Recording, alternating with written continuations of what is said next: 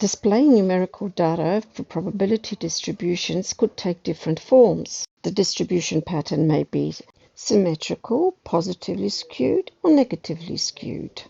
In this video, I want to specifically talk about the uniform and discrete probability distribution. So firstly, we need to discuss the word discrete, because discrete means that we display the data in a column graph. And the data is shown in bars that are separated, not continuous, as shown in the above examples here. In other words, the bars, or the columns as you would say, are not joined together. So now I want to address that word uniform over here. What does that mean exactly? Well, I'll have to give you an example of a uniform discrete random distribution. And this kind of distribution may occur if we throw a fair die.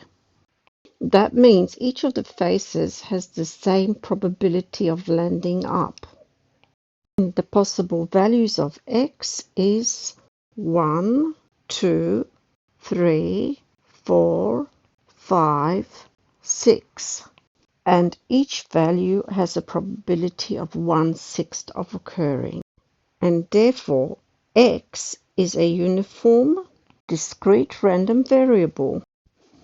And the display of this probability distribution table would look like this, where the possible values would be 1, 2, 3, 4, 5, 6.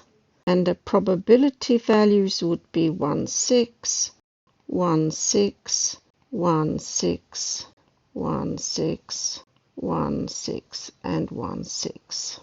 Notice that all these probability values add up to 1, and that makes it a valid probability distribution.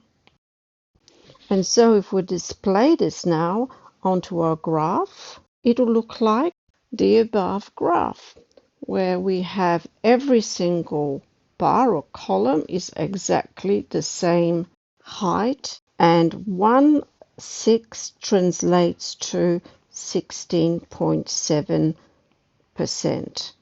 So we have a height here of 16.7%. This kind of uniform distribution is called uniform discrete random probability distribution.